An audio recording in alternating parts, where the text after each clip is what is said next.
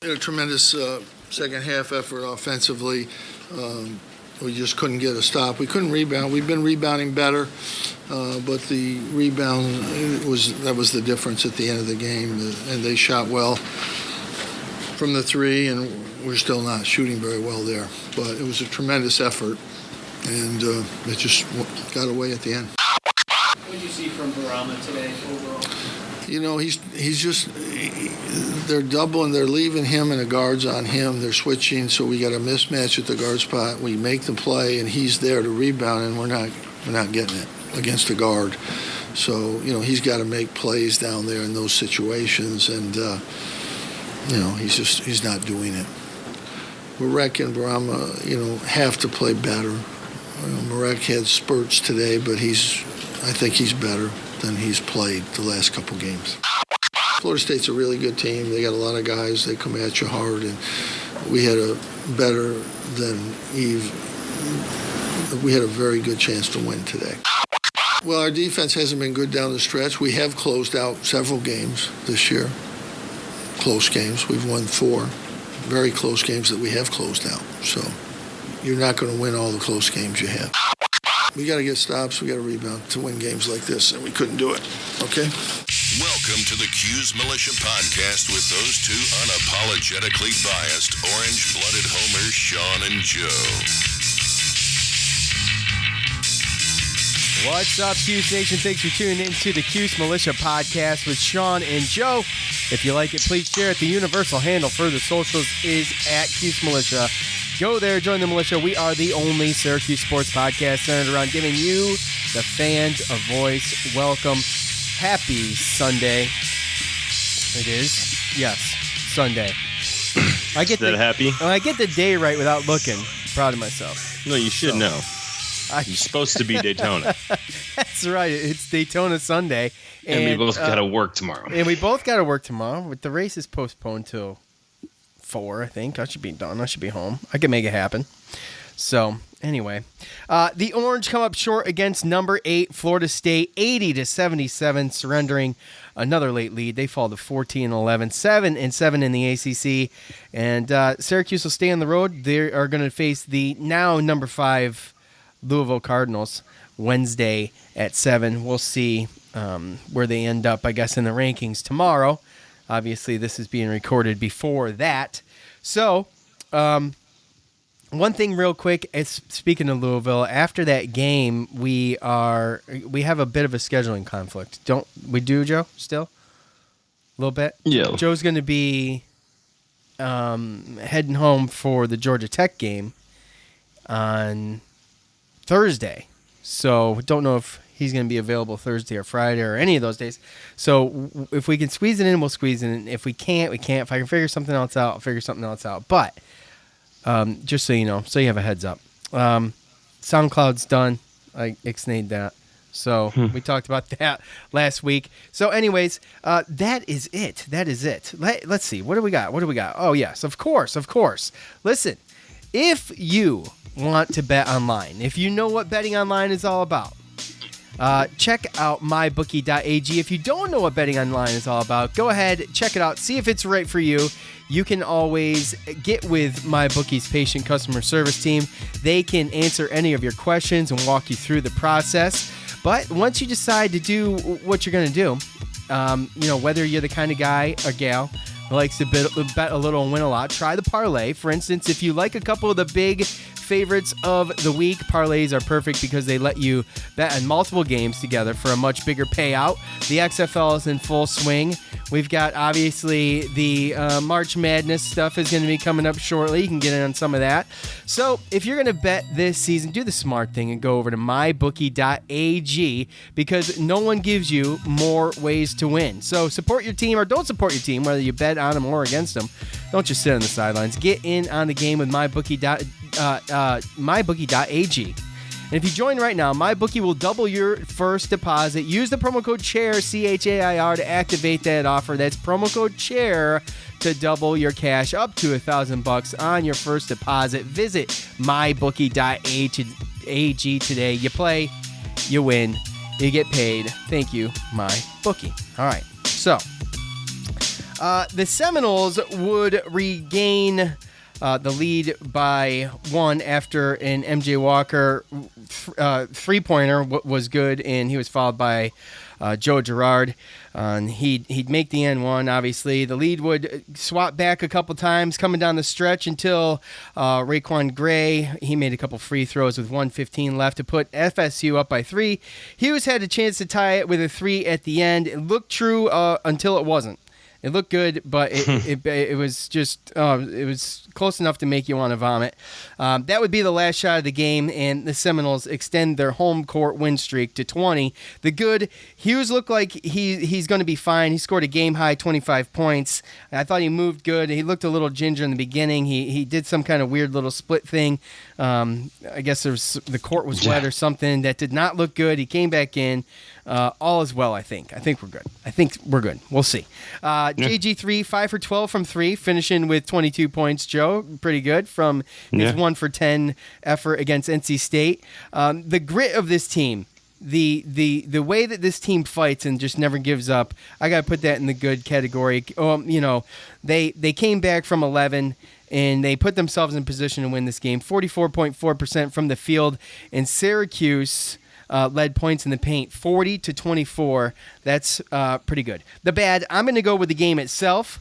The way I look at it is that if we don't beat Louisville in this next game, then we may look back on this game against Florida State as the biggest missed opportunity of the season, because it was just right there for the taking. Syracuse has a constant inability to close games out, and it's kind of been their Achilles heel this year. We heard Coach say, well, you can't win them all, and that's true. That is true, but there's been so many close ones. It's a handful you can pick from. The ugly, Buddy Boeheim, 0 for 7 from the field, 0 for 5 from three-point land, 0 points. If Buddy contributes in this game, we win, and I think that's plain and simple. It's not any one thing. There's a bunch of things you could point to that would probably Syracuse would probably come out with a win if they did. You know what I'm saying? So, yeah. But that's the one thing that sticks out to me on the stat sheet. Syracuse was negative 18 on the boards. They got beat 47-29. Ugly, Joe. So, yeah. What's up? What do you think? No, it's not a good day when the other team has more offensive rebounds than you do defensive rebounds, right? So, yeah. They outscored us 20-19 as far as that was concerned, and again, second team in a row that's shot in 11-25 from the three-point line against us for 44%. NC State shot the exact amount, made the exact amount, and that's your ball game right there. I mean, you can chop it up to this person didn't score that, this person did. I mean, we shot 7-25 from the three-point line. They shot 11-25, but overall field goals, we shot a better percentage. We shot a better percentage on the free throw line. Better with the turnovers. It all came down to, again, like it has in a lot of our losses this year, it's the three-point shooting and it's the rebounding. Rebounds. Yeah. Right? I mean, we just give up 20 offensive rebounds. It's way too many second chance points, man. And that's all that they did, right? I mean, we talked about it. They made threes and then second chance points. Yeah, believe it or not, off of all those rebounds, all those offensive rebounds, Joe, the Seminoles only scored 12 second chance points. We scored 13, actually. So, I mean, but again, and that goes to my point, though, is that, whether you want to say, if Buddy scores 4 points, we win, or if, we cut those, that if we're -9 on the boards, for crying out loud, you know what I'm saying? Right. If we just go -9 on the boards and pull out that win at Tallahassee, I mean, we're having a totally different show right now. So, well, yeah, and it all doesn't. Yeah, we definitely are. And I thought we were right there, just like the NC State game. And when it comes to the offensive rebounds, there's a couple times there. I remember right out the gate in the second half, what they do, they stole the ball, got the offensive rebound, and then they ran the shot clock down, got the offensive rebound again. I mean, not only obviously does it come back to get you as far as second chance points sometimes, but even if it doesn't, sometimes they can go through, a couple of different possessions, go through the clock. I mean, they're taking away possessions from you too. So that's kind of the other thing that does. But overall, you can't really ask the team to play that much better. When you got guys that are just down there that are just bigger and more physical than you. I mean, Gray down there was a load, but they just kept coming in waves like we said that they were going to. And inevitably, I just think that they wore us out there. We got in some foul trouble, and we just didn't make the right shots that we needed to make. Yeah, Dolzai with 3 quick ones, real quick ones. 2 really quick ones. 2 in the first 2 minutes. 2 minutes and 2 seconds. I keep correcting myself. It was 2 in the first 2 minutes, 2 seconds. He ended up getting another one not long after that. Sat for a while, and then he never got another one again. So, yeah, showed some restraint there. Well, all right, let's do it.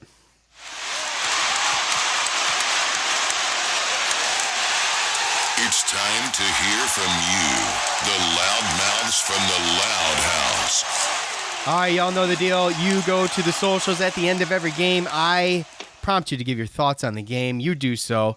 I read them. Joe reads them. We take a look and decide, what do we want to talk about? And we pick your comment based on that. Try not to bloviate too much before we get to fan feedback anymore, because that's kind of the idea. We want you guys to create the conversation and direct the show, basically. So we try to say very little in the beginning. Just trying to keep it fan base as much as possible. So with that said, Joe, do you have Facebook? You want me to start? Yeah, I got Facebook. Yeah. All right, you want me to start off with some Twitter real quick? Because I got a good one right here. Yeah, go ahead. At ZW Rodburn on Twitter, the record of this team is not indicative of the level this team has played for the last month and a half. Buddy has to be better. It would be interesting to see this team in the field of 68. We could be a deep run kind of team, lost to top 10 team. So we could. That's to your point that you've said before about, this team could go into the tournament and shock people. We lost to a top 10 team. What are you going to do, kind of thing? But you gotta still get that signature win, and we're going to talk about that, Joe. But what do you think?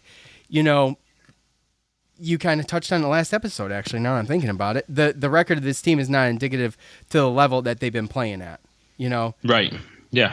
We haven't been an easy out for really anybody, and again, a younger team that's still trying to figure certain things out. Buddy's going through a slump right now. I'd like to think that our defense could get better, especially with throws and closing out at the 3-point shooters. But we're a type of team, and we've showed it here in the recent history of our team, being able to get in as a 10 seed or something like that, bubble team, and making a little bit of a run. Unless you play in the ACC and you play us all the time, it's really hard to adjust to that 2-3 zone, especially depending on how many days off you get and stuff like that. So, and we have shooters. We got guys that, again, Elijah Hughes is really, really good. Him not being 100% and him still doing the things that he did yesterday was pretty impressive. So I wouldn't want to play us if I was anybody. And again, I think we passed the eye test. It's just getting the resume good enough to be able to make the tournament. It's just on paper. On paper, it doesn't look great. No, it doesn't. So let me ask you this. He says Buddy has to be better. Buddy has to be better for us to win. This is like the third loss in a row where we could point to Buddy and be like, he's got to be better for us to win.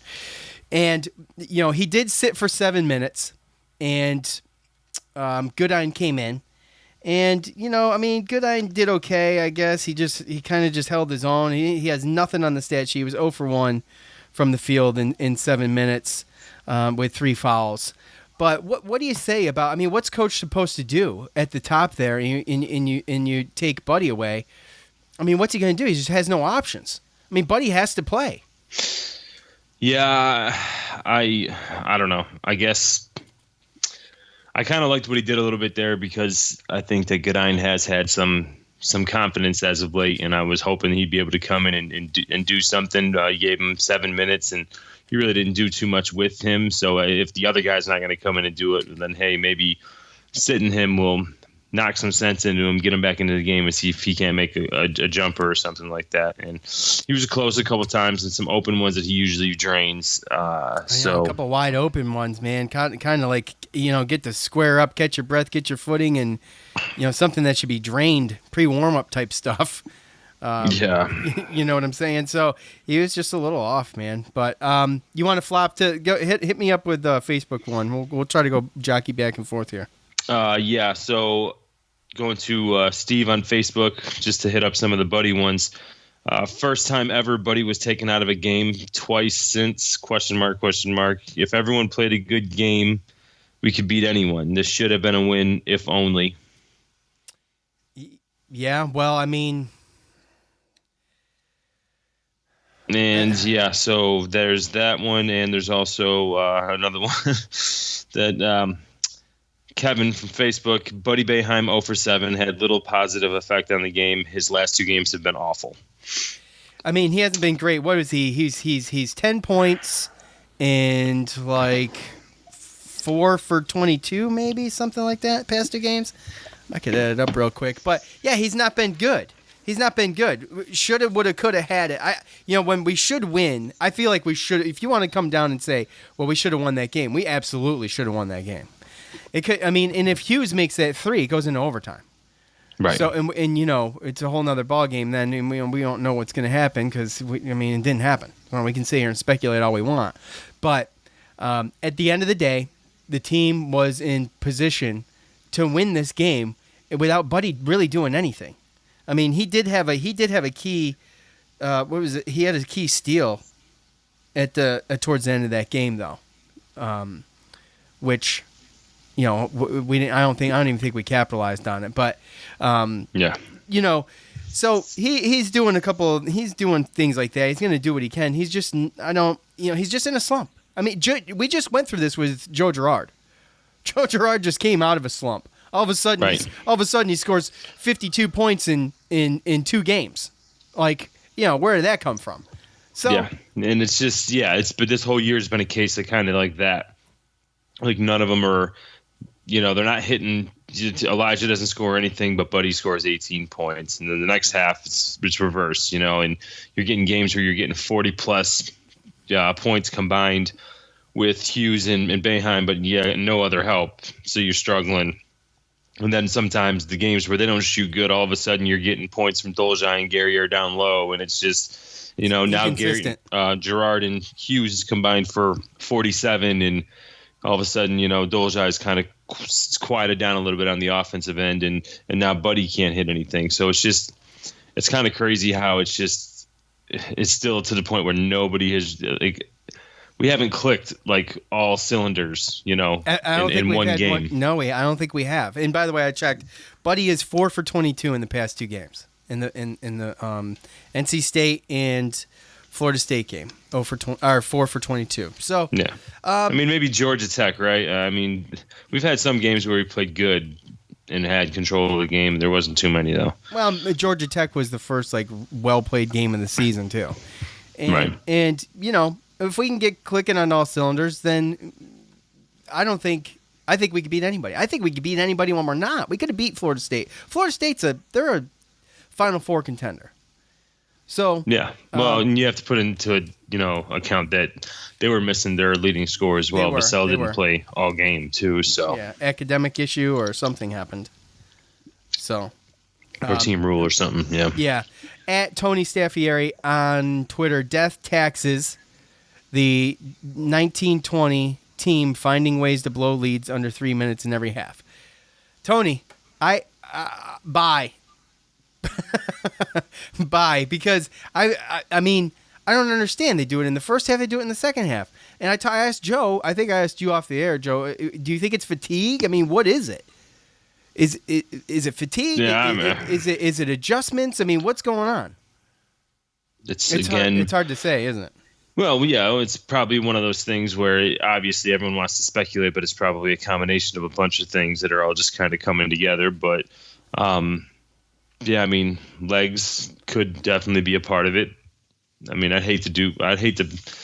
I'd hate to blame it on one thing, and I don't want to speculate, because I mean, like Coach said, we have finished out games and stuff like that. We have 4 of them. We've lost more than we've finished out, and like Coach said, and to the point of bringing this up is exactly where I wanted to go. Coach says, well, they don't have trouble finishing out games because they've won 4 of them, but you're not going to win them all. Now, I agree you're not going to win them all, but they have had trouble finishing games. Like, yeah, I can't think of another time where this team has been this close at the end of this many games and just come up short. And I mean, maybe it's happened, but it doesn't feel like it's happened anytime recent. Like, you know what I'm saying? So they have had trouble closing out games. They've had trouble closing out halves. And to Tony's point. And that's kind of what, I'm on that because that's one thing I've noticed. I think I brought up to you, Joe, a couple, maybe 3 games ago. It's just they're just having trouble closing halves out, and it's frustrating. Yeah, and I don't know if it is the coaching and you just wanting to slow it down because you do see the offense kind of change a little bit. I'd like to, I would love to be able to go back and see how many of those situations or game situations had something to do with maybe someone he's resting at the end of the half because of foul trouble or somebody that gets fouled out because of foul trouble, right? So yeah. That could have something to do with it, and obviously legs could have something to do with it too. Again, it's probably a situation where it's a combination of a bunch of things, like we said, but obviously there's more obvious ones that people are going to want to probably blame for that. When the team is on the cusp of winning a lot of games, and on the cusp of they're the game between the Orange and the Wolfpack, that was a fight to get on the bubble. Like, they're not even on the bubble. Like, that was a fight to get on the bubble and even be considered. So it's just frustrating for us as fans, and that's when it brings out, it highlights these negative things, because you can look to these negative things and be like, well, if this, then we wouldn't be in this situation. So, of course, we're going to, you know what I'm saying? So, no, yeah. Anyway. And to go to your comment, we don't have to talk too much about it, but it's similar. So, top fan Brandon from Facebook, the Orange has got to have some type of record at this point with having the lead with 3 minutes left and losing the game. My prediction is NIT invite a number 2 or 3 seed. And by the way, both of those comments talking about the 3 minutes at the end of halves, one was Twitter, one was Facebook. So just saying. And this isn't a negative thing. I said this back when this team first started playing together, and it just didn't look good, and we were wondering where this team was going to be. We knew it was going to be fun to watch, but I didn't really have high hopes for them making the tournament. And then they started playing really good, and I'm like, man, this team can come back and make the tournament. I've just never got above. I never got above hold on that one. If it was buy, sell, or hold, I never got above hold. So I'm not disappointed. I'm okay with the NIT. Look. It's still possible to make the NCAA tournament, but if they make the NIT, well, then freaking we're gonna be here talking about it, and we're gonna enjoy it. It's still a tournament. It sucks, but it is what it is. So you just let's hope we get something, for crying out loud. Yeah. So there's some teams that, I mean, like, again, we've been a spoiled fan base. There's a lot of teams out there that struggle to get into the NCAA tournament and would love the chance to even be able to sniff the NIT tournament, so True. It doesn't happen for everybody. And to have this young a team with a lot of the returning players coming in and stuff like that, I think the NIT and playing extra games after the regular season and after the ACC tournament, no matter what they are, it's good for the growth of the team. Yeah, and it's more Orange basketball. I do remember. I think it was the first year we did this podcast. They went to the NIT and lost the first game. Is that right? Did that happen? I think it did. I believe so. Yeah. Yeah. So anyway, if we can get above that, I'll be happy. Yeah. Well, again, you just have. I don't know. We can get into it. I don't. Do you have one? Because I have one. I got another one right here. Let's see. At the Big E _228, a loss. I don't believe in moral victories because they don't register in the standings. I totally agree. I don't believe in moral victories either. I think the future is bright, Buddy and JG3 are only going to get better, but unfortunately, the season as a whole is a throwaway. Now, a little bit of an emotional response. I believe I agree with everything that he says. I don't believe in moral victories either. I believe a W is a W and a loss is a loss, whether it was fought hard or not. It doesn't matter. Buddy and JG3 are going to get to play together for another 2 years after this season. And they're going to be, at some point, they're going to be, when Buddy's a senior and Joe's a junior, it's going to be amazing to watch, I believe. But I don't think the season is a throwaway. While it's still alive, I like to keep hope alive, Joe, like we say. But it looks grim. It looks grim. I'm just going to say, it does look grim. And with at the big E _228 and the emotional response there, I don't blame him one bit. What do you think?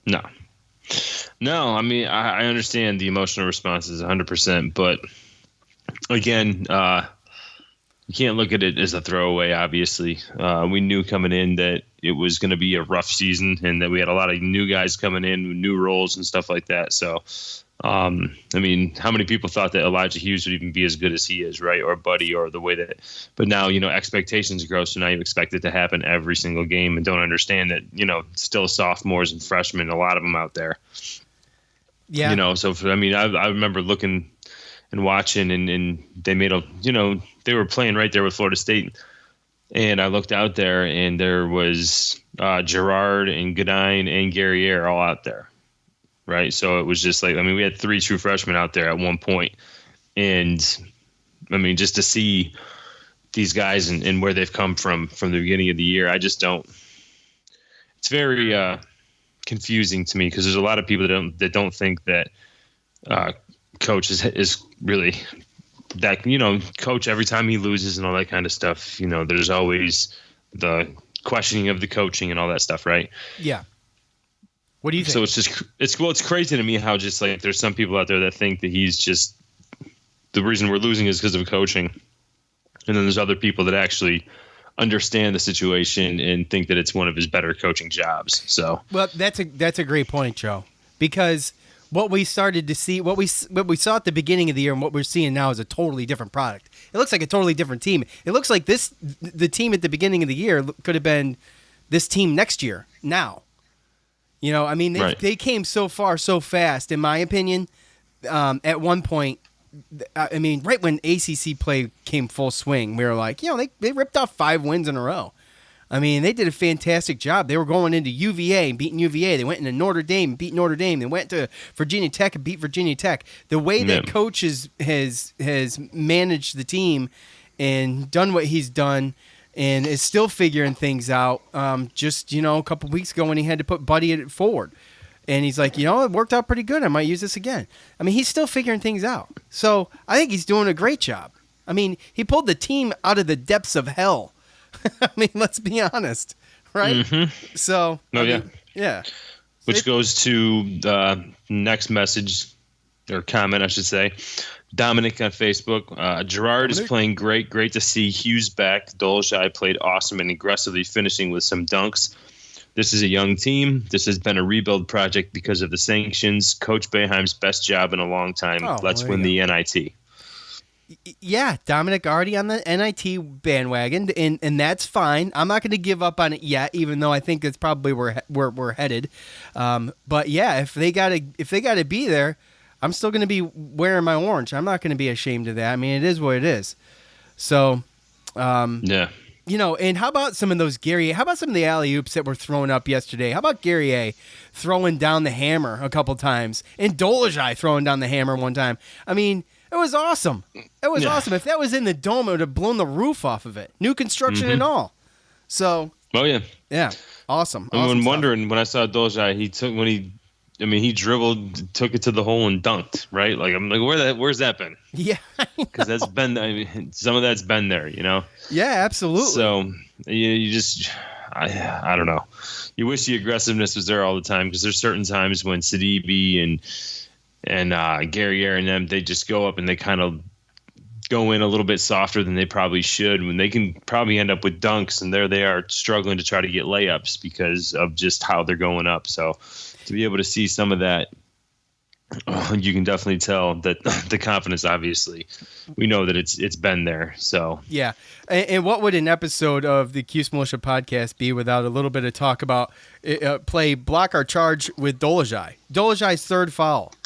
Dude gets bowled over and they call the block. I thought he was set, Joe. I don't know, man. It looked like a charge to me, but what do you remember it? You know what I'm talking about?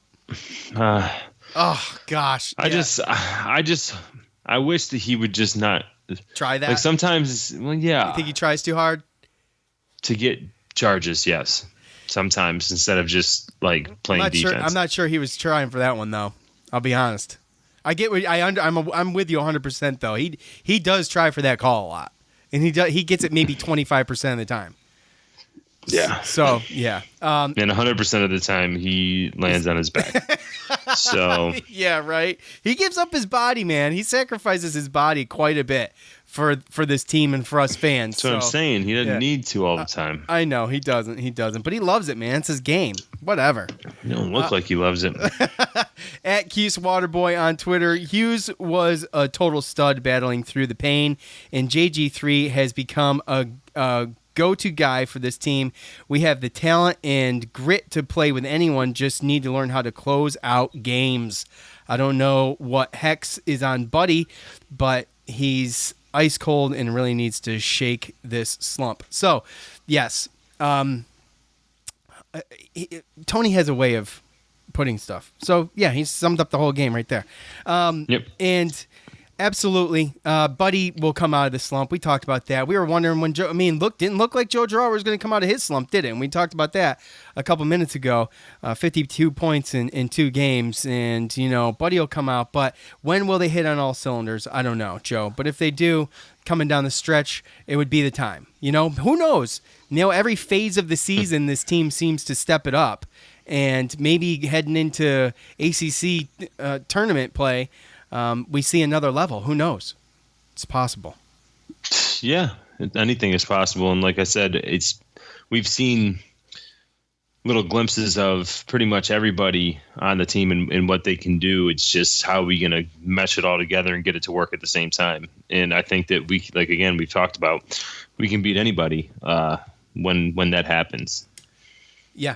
You got another one? Well, yeah, This one's kind of weird because to me, I don't want to say that. Well, again, sometimes it's tough, but we'll hit it up. So Peter on Facebook played hard as usual. No one to finish. Their size inside can't compete. Point guard also a huge problem. Girard takes too many bad shots in critical times instead of getting Hughes, and no one screening for Boeheim. These are the 2 players who should have ball at crunch time, not Girard shooting 30-foot jump shots with the hand in his face.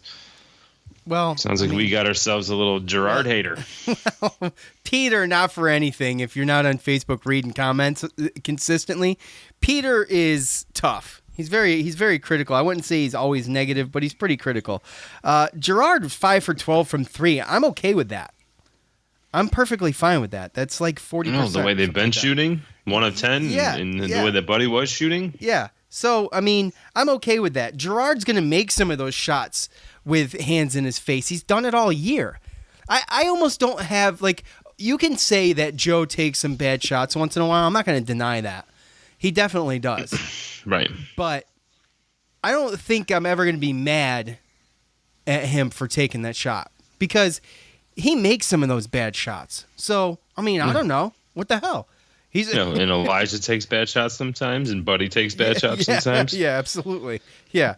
So I don't get mad at those guys for that. I thought like maybe there was what game was it when Hughes took a 3 and he didn't need to? Was that NC State? No, because they were playing that game. There's probably a couple of them. He's got the ultimate green light, but yeah. No, I think there has been times, and I think that Joe Girard, he's gone through his slumps, and there's been times where he's kind of been okay with giving the ball to Elijah and Buddy and letting them do it because they've been shooting good and making shots and stuff. But as soon as Elijah was out the other against NC State and then going into this game, it's just almost like you've seen something different, And Joe's not that guy that's going to sit around and wait for somebody to. Joe's a leader. That's why. Well, yeah, and that's the thing, right? Is this Buddy up? I don't know when I started noticing it in the NC State game, but there were certain points in the NC State game, and then definitely against Florida State, where he was kind of, after a certain point when he doesn't hit, he kind of, I don't want to say gives up, but he starts to lose confidence, and he's lost confidence the last couple games. You've seen it to where he doesn't drive even when there's got an open lane. He's passed up a couple open shots. Yep, he's deferred to Joe instead of the other way around, and Joe is seeing that lack of confidence, and he's going to take advantage of it. He's the one that's been hot. He's been the one that's been making shots, and he's the one that's going to attack. If he's the one that's confident, he's the one that's going to have to take the shots. So Joe's a stud, man. Joe's a stud. Not Joey G. Well, not this Joey G. Joe Girard's a stud, and he's a leader. He's going to do that. And leaders come through, So I don't think there's ever going to be a game where you're going to see, well, maybe there already has, but where you're going to see, there definitely has in non-conference, but coming down for the rest of the year, if one of those guys isn't hot, I'm going to be shocked. It just seems like we can't get them together. I know that right. There was a couple times in non-conference play where we were saying, oh my gosh, we need at least one of them. I think I remember even having that conversation, but anyway, I think I got one more. You got time for one more, Joe? Yeah, I got one more too, but okay, all right. Well, here we go. I don't think this one will take long. At HDC2DC Hannah on Twitter. Not that this is why we lost, but if Buddy hits 2 shots, we win. Right? Okay. I don't blame him. There are so many other things that if they had gone differently, we would have won. But we did get a lot of calls and no calls. We don't usually get. Lost by 3 to a good team, kind of proud. So I didn't think I wasn't upset with any of the officiating really, except for the one I brought up to you about Dolezaj. But it's easy for her to look at this and say, if Buddy hits 2 shots, we win this game.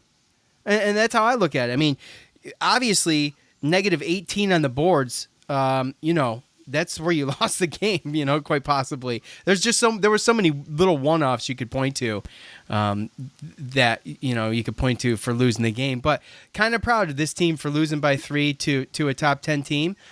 Like I said, this team has not given up.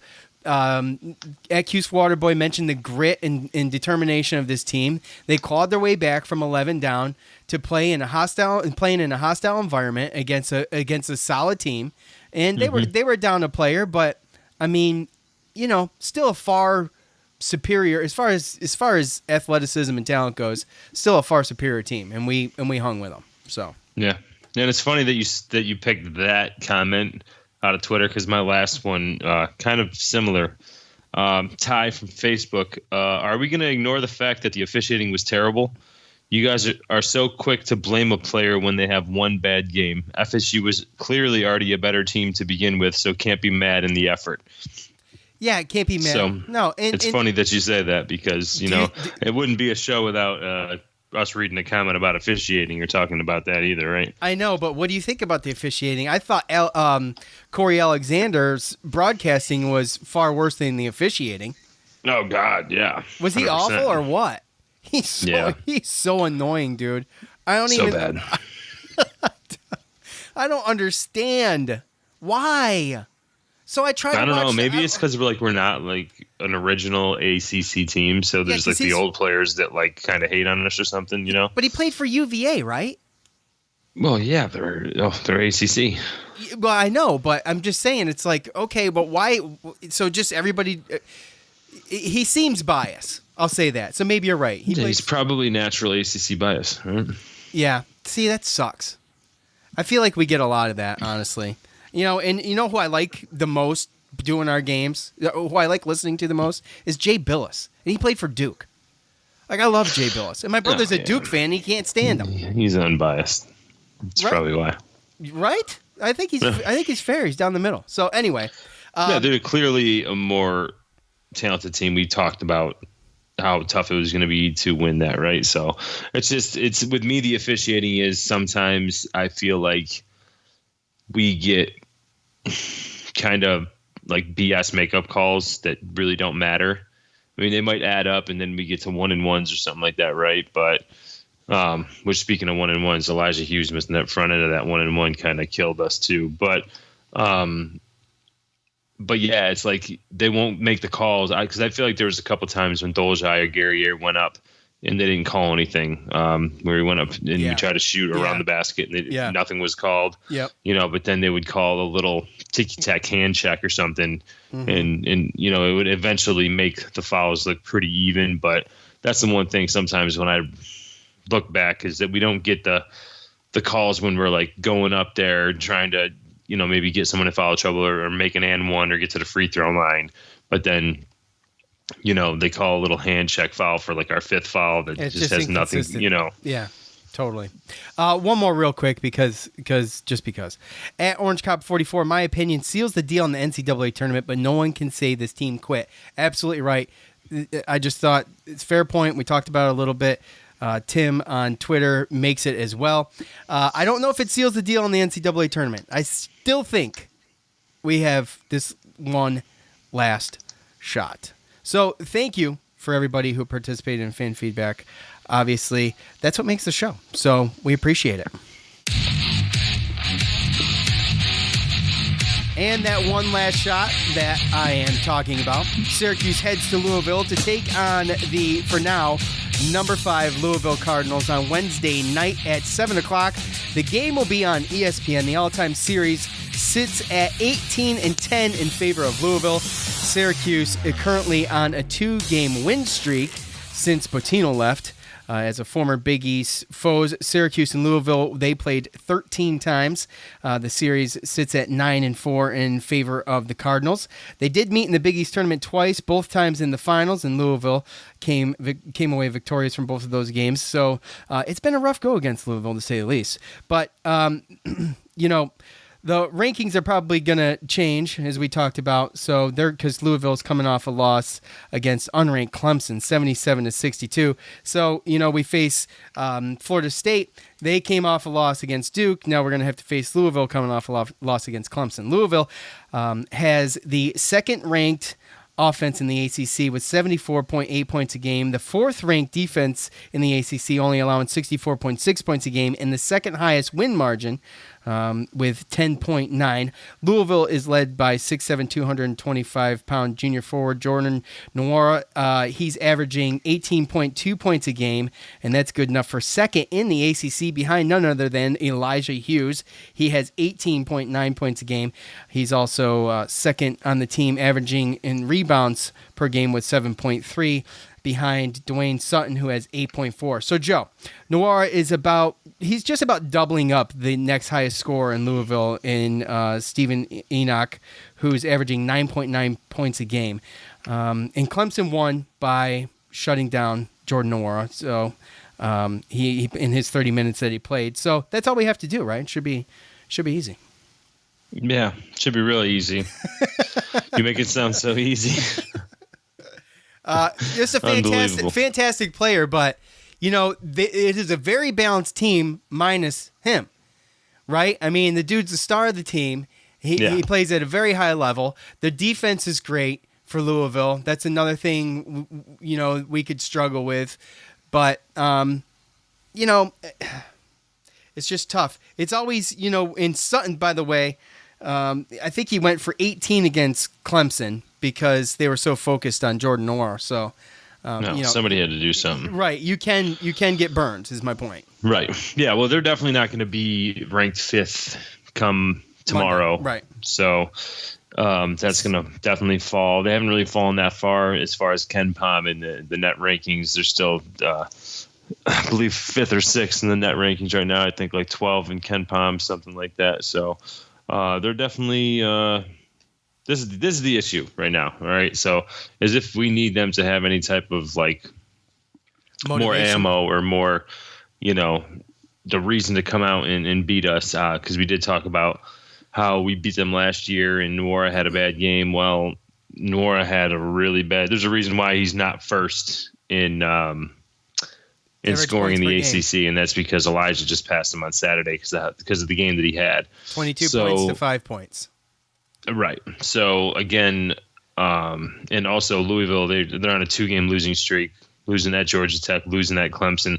So those are two games on the road that, according to Ken Pom, have top 30 adjusted defenses. And I think that's really what you saw is Louisville having shown a little bit of their limitation going against defenses that can guard, top 30 defenses that are just in your face, tough, and are going to make you fight for it. We know all about, all about those teams. Well, not Georgia Tech yet, because I know we beat them, but Alvarado wasn't playing. They're a different team with him there. Yep. So, but Clemson, we had that whole at Clemson experience. So we know all about that. And, this is going to be a team that's going to they're going to be out for a W, man. Yeah, they're going to be at home. Okay. They lost to Clemson at Clemson. They're in a spot where, they're in good shape. I think they're 9th in the net, and Syracuse is 65th, by the way. Yep. So, they're in good shape, but they're going to want to win at home. They need a win. They're on a 2-game lose streak. That's what's dangerous coming into this game. I know it's kind of one of those just I don't know what you want, like a superstitious thing, but it's really not, though. Really, it's not. I don't think. I do think that motivates teams to win. Losing a couple games like that, especially like to Georgia Tech and Clemson, they're not even ranked. You know what I'm saying? Yeah. So, well, it all depends, because they didn't really shoot the 3-ball that well, and it's sometimes slumps, or sometimes teams, they hit these skids where they go through these kind of things, right? So we don't really know if there's anything that's going on internally, or certain injuries, or you never know what's going on. So who knows? That might still be an issue and still trickle down. And the problem with this team, the problem that we're going to have with this team, just like the Florida States or a lot of these other teams, is that they're a lot deeper, and that they're going to come in waves, right? So, Jordan Noor is there, right? And Stephen Enoch, he's 6'10". Dwayne Sutton, only 6'5", but he's their second best rebounder. And you saw what he did yesterday against Clemson. And then you got Malik Williams, who's a 6'11" forward that comes off the bench too, right? So, they have size that they just throw at you in waves. And then with their guards, David Johnson, Darius Perry, Ryan McMahon, even down to Lamar Kimball, and even Samuel Williamson. They just go deep. They have a lot of guys that, all those guys are just named average at least 14, 15 minutes a game. Yeah, so there's 9 of them, and 5 of them are guards that play at least 15 minutes a game. Right. So Jordan Nora and Ryan McMahon are the leaders as far as 3-point shooting and stuff like that. So again, we're probably going to have to make them choose one way or another, because the way that we play our 2-3 zone, if they want Jordan Nora playing on the outside taking threes, then that means they're going to probably go big and just do 2 guard sets if they want to go that route. But most likely he'll be at the free throw line, and they'll have Enoch in there with Sutton and then a couple other guards. And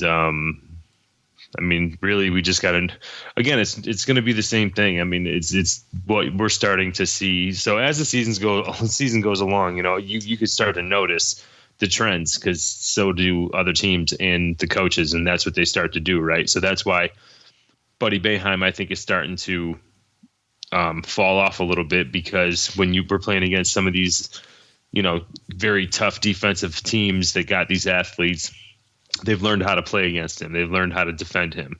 They've learned how to attack us, and they know our limitations in the bottom as far as their big men and getting rebounds and foul trouble. And now teams do know that we do have an issue sometimes with if they move the ball around and they're patient enough and they move the ball around fast enough with passes, then we have an issue with closing out on 3-point shooters, and teams are shooting a pretty good percentage against us there. Yeah, 44% in the last 2 games, by the way. Right. Well, what was NC State? I'm sorry. It was 44% for. No, NC State, they both shot the same, 11 for 25. Oh, okay, yeah, both 44%. Yep. Right. Yep. And when we're shooting the percentages that we are in 3-point, that's so you're talking about we're going to have to shoot 45 to 50% every single game. It's really difficult and shoot double-digit 3-pointers just to come back and kind of just offset the rebounding and the second chance points and their 3-point shooting, that's going to be tough. In Louisville, already good shooting the three ball. They're averaging as a team 38.3%. And Right. you mentioned McMahon. He's at 42.7 by himself, and Nora's Yeah. at 42.1 by himself.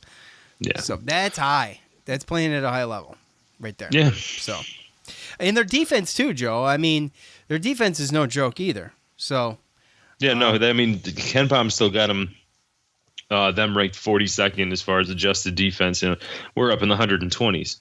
So, yeah, we're 20-something in offense, and they're like 11th or 12th. So, again, it's a situation where it's becoming – I mean, people want to – if you want to blame Gerard for taking bad shots or for Buddy not making anything or even, you know, the offense down low, I mean – what? How many years has it been since we've been when we like are scoring in the average of like the 70s and we're playing, you know, we're losing games. you would think we'd be we're winning losing those games 80 to 77 and blaming Yeah. our offense. yeah, no. Yeah, we gotta get Like stops. what? Yeah. You know, here's the thing. It's been a long time since Syracuse had a slow start, and that's what worries me about this game. Getting a slow start right off the bat, but. You know what? Put it this way. You take this game, win or lose, you got 5 games. You got to win. Okay? And ride some momentum going into the NCAA tournament or the ACC tournament. But dude, you got UNC now that's coming on. Okay? They're much better than they were, obviously, without Cole Anthony. Well, It's apparent. Yeah, they're going to be trouble. They're going to be trouble, and it's going to be at the Dome. It's going to be trouble, but I still think they're beatable. But Pitt at home too they just got crushed by Duke, but or no, that was Notre Dame. it's going to be at Pitt. Yeah, but it's at Pitt. Yeah, it's going to be at Pitt, which is Pitt they are who they are, which is mediocre, but that place is tough to play at, man. I think it's tougher than playing. That's tougher than playing in Tallahassee, I think. Yeah. Without a doubt. And again, I mean, I know Georgia Tech, that's the game I'm going to. It's a home game, but they're a different team with Jose Alvarado in there. And just earlier, I just watched Boston College beat NC State. And so, I mean, Boston College is 7-8 in the ACC. Yeah. So a team that I thought was going to be bottom of the barrel, you know, that we beat pretty handily at home, we're going to have to go to Boston College and win a game there, which NC State couldn't do today. Yeah, I mean, just a few games ago, we're looking at the last 5 games going, we're good to go. Looks easy. It ain't. It ain't easy. They could drop 1 or 2 of those games easily. Oh, yeah. So, I mean. Well, and again, we've gotten to the point. Remember, you know, we used to do the buy or sell. We used to talk about, you know, were both of these games must wins or were, you know, just one of them, and then it all depended on, you know, NC State and Wake Forest, and we ended up losing NC State. I would almost, like I said, barring a huge run in the ACC tournament, this is as close to a must-win is the game against Florida they're pretty State. much all must-wins at this point. Yeah, they are. They are. They're all must-wins right now. That's my point. You got UNC, you got Boston College, you got Pitt, you got Louisville. Those 4 out of the last 6 we could dump. So, we'll see what happens, you know. But and it'd be even better too if Louisville hadn't lost the last 2 games. Right? I know, I hate that. Because sometimes you can sneak up on, they're good. They know they're good. It's at home. Mm-hmm. But when you got a team that's playing with pure desperation, sometimes those are the most dangerous teams. And we are going to be that team on Wednesday. I felt like we were almost that on Florida State, the way that Elijah was trying to will that win. But not everybody kind of has that killer instinct and can come together and make it happen. And we couldn't against Florida State. And man, I hope that they got enough in the tank to do it on Wednesday, man. And ride the momentum into Georgia Tech at home. You know, you get to relax a little bit. So you know what? Buddy comes back on Wednesday. Buddy's back. That's what I say. That's what I say. Will we win? I don't know. But Buddy pissed off Louisville team. Yeah, but Buddy comes back. So, anyways, that's it. We're gonna wrap it up. I guess Joe didn't do his quadrant records, I assume, because he didn't talk about them. and he's got a eating grin on his face right now. So I'm just gonna assume that It's a long weekend, man. I had a lot to do. so I'm gonna assume that didn't happen. So we'll get those to you as soon as we can. Maybe I'll tweet them out and put them on Facebook.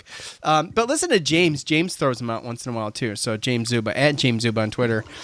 So anyway, thank you to all of you for listening. Look, we're gonna try to come back here.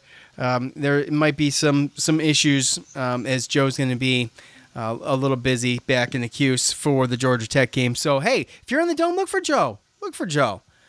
I don't know if you'll find him, but maybe he'll find you. He knows it's not like a Where's Waldo situation, okay? Like I don't know if you'll find him. Maybe he'll find you. Anyways, that's all we got. Thanks to all of you for listening. Thanks to MyBookie. Go to mybookie.ag right now. Use the promo code CHAIR. Double your first deposit.